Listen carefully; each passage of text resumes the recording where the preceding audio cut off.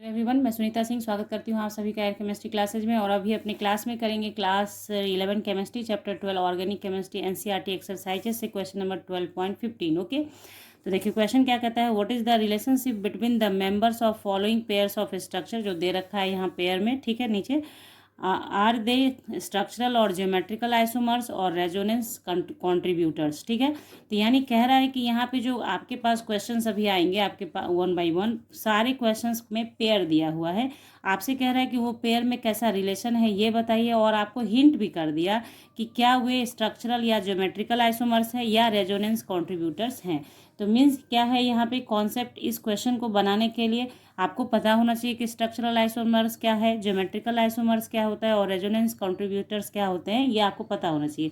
तो आपको मैंने स्ट्रक्चरल आइसोमर्स स्पेशली पढ़ा रखा है, अलग से एक वीडियो है, लिंक सारा आपको आई बटन पे मिलेगा और डिस्क्रिप्शन बॉक्स में भी मिलेगा, आप वहाँ से देखना, डिटेल में ज़रूर देखें। अगर अभी आप नए नए 11th में गए हैं तो डिटेल में वीडियोज़ को देखें ताकि आपका क्लियर कॉन्सेप्ट जो हो वो स्टार्टिंग फेज से ही क्लियर रहे, ठीक है। तब फिर जैसे जल्दी जल्दी पढ़ने का टाइम एग्ज़ाम के समय में आता है, लेकिन अभी अगर आप नए नए हैं, स्टूडेंट हैं 11th के, तो ज़रूर से पढ़िए अच्छे तरीके से, ठीक है। तो स्ट्रक्चरल और ज्योमेट्रिकल आइसोमर्स, रेजोनेंस कॉन्ट्रीब्यूटर, ये सब मैंने आपको पढ़ा रखा है। तो यहाँ पे मैं आपको ब्रीफ करती जाऊँगी और बताती जाऊँगी, ठीक है। तो देखिए यहाँ पे पहला पेयर मेरा क्या है, इस तरीके से दे रखा है। तो यहाँ आपने समझ लिया कि ये तो भैया कीटोनिक ग्रुप है, कीटोन ग्रुप है, ठीक है। तो आपको पढ़ाया है मैंने कि स्ट्रक्चरल आइसोमर्स का मतलब होता है कि जब किसी का मॉलिकुलर फार्मूला, गिवन कंपाउंड्स का मॉलिकुलर फार्मूला सेम हो और स्ट्रक्चर अलग अलग दिखाया जा रहा हो, है ना। यानी कि मतलब स्ट्रक्चर अलग अलग का मतलब क्या हुआ यहाँ पे कि फंक्शनल ग्रुप नहीं चेंज हो रहा है, फंक्शनल ग्रुप सेम है लेकिन फंक्शनल ग्रुप का पोजीशन बदल जा रहा है। तो हम कह सकते हैं कि compound having same molecular formula but different structural formula called structural isomers. तो इस केस में क्या हो रहा है कि मॉलिकुलर फार्मूला में कोई तब्दीली नहीं है, इसमें भी देखिए 1 2 3 4 5 कार्बन है, तो इसमें भी 1 2 3 4 5 कार्बन है, एक ही कीटोनिक ग्रुप है, बशर्ते कि यहाँ पे आपका 1 2 3 पे कीटोनिक है जबकि यहाँ पे 1 2 पर कीटोनिक है। तो आप जब इसका नाम लिखेंगे तो दोनों के नाम में पोजीशन ऑफ, तो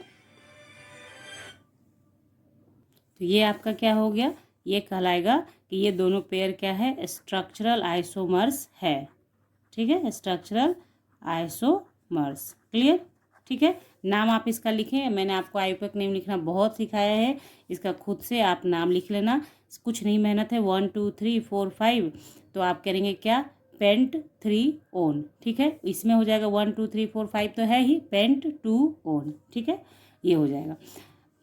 या इसको आप ऐसे भी लिख सकते हैं 2 पेंटेनोन, ठीक है, इस तरीके से। तो वो कर लेंगे आप, कुछ काम आप खुद से भी करेंगे तो आपका प्रैक्टिस होगा। ओके, तो यहाँ देखिए, यहाँ पे ये क्वेश्चन दे रखा है पेयर में, तो ये भी एक तरह का आइसोमर्स है। जब देखिए, जब आपके कंपाउंड का मॉलिकुलर फार्मूला और स्ट्रक्चरल फार्मूला दोनों सेम हो बट उसके ग्रुप ऑफ एटम्स या एटम्स का अरेंजमेंट इन स्पेस डिफरेंट हो, तो उसे ज्योमेट्रिकल आइसोमर्स कहते हैं। जिसमें ये बहुत बेहतरीन एग्जांपल है जो कि क्लास 11th के अंदर आपको पढ़ना है। डबल बॉन्ड के इर्द गिर्द जब ये आप देखते हैं तो स्पेस में जो इसका अरेंजमेंट है कि यहाँ पे आप देख रहे हैं कि एच एच डायगोनली अपोजिट है जबकि डी डी भी उसी तरह से है, और इस केस में क्या है, डी और डी जो है एक ही डायरेक्शन में है और एच एच भी एक तरफ है। तो इस तरीके से ये क्या कहलाएगा कि सिर्फ मॉलिकुलर फार्मूला और इसका नाम जब आप लिखोगे तो देखो आप ऐसे नंबरिंग करोगे ना, 1 2 1 2, क्या फ़र्क पड़ना है, 1 2 पर ही डी डी है, 1 2 पर भी यहाँ भी डी डी है, तो इसमें नाम में फ़र्क नहीं आएगा, सिर्फ इसके अरेंजमेंट ऑफ एटम्स का फ़र्क आया इन स्पेस। इसीलिए एक को इसमें सीस कहते हैं, दूसरे को ट्रांस कहते हैं। अब सीस ट्रांस क्या होता है, ये वर्ड जो आपने सुना, तो ये मैंने स्पेशली आपको पढ़ाया है ज्योमेट्रिकल आइसोमर्स, जाइए वहाँ कंडीशंस वगैरह सारा कुछ पढ़ाया है, उसको ध्यान से देखिए समझिए। तो आप देख रहे हैं कि इसके मॉलिकुलर फार्मूला और स्ट्रक्चरल फार्मूला में कोई डिफरेंट नहीं है, सिर्फ अरेंजमेंट ऑफ एटम्स का फ़र्क है, इसलिए इसे क्या कहेंगे आप, जियोमेट्रिकल आइसोमर्स, ठीक है। ये क्या हो गया, ज्योमेट्रिकल आइसोमर्स, ठीक है, क्लियर। तो दो चीज़ें आपने देखी, स्ट्रक्चरल आइसोमर्स और दूसरा ज्योमेट्रिकल आइसोमर्स। वर्ड का फर्क आपने समझ लिया। स्ट्रक्चरल में क्या हो रहा है कि मॉलिकुलर फार्मूला सेम होगा but structural formula different different हो जाएगा, जबकि ज्योमेट्रिकल में दोनों ही सेम होगा बट अरेंजमेंट ऑफ एटम्स और group of atoms in space different होगा, ठीक है। अब देखिए तीसरे नंबर पे जो क्वेश्चन है, इसको तो देखते ही आप आंख मूंद के लिख सकते हैं कि ये रेजोनेंस कॉन्ट्रीब्यूटर्स है, क्योंकि इस तरह से जब कंपाउंड रहता है दिया हुआ और उसमें ये चीज़ आपको दे रखा हो कि ये एक बार स्ट्रक्चर अपना चेंज कर रहा हो, एक मान लीजिए यहाँ पे ऑक्सीजन पे पॉजिटिव दे रखा है, इसमें फिर अरेंजमेंट किया और यहाँ पे कार्बन पे पॉजिटिव दे रखा है, तो ऐसे जो आपका फॉर्मेशन होता है ना, तो इसको बोलते हैं रेजोनेंस कॉन्ट्रीब्यूटर्स। और इसके बाद एक स्ट्रक्चर बनता है जिसको रेजोनेटिंग स्ट्रक्चर कहते हैं। ठीक है, तो ये आपका क्या हो जाएगा, रेजोनेंस कॉन्ट्रीब्यूटर्स। ठीक है, क्योंकि ये ना ज्योमेट्रिकल है ना आपका स्ट्रक्चरल है, तो बचा क्या, रेजोनेंस कॉन्ट्रीब्यूटर्स।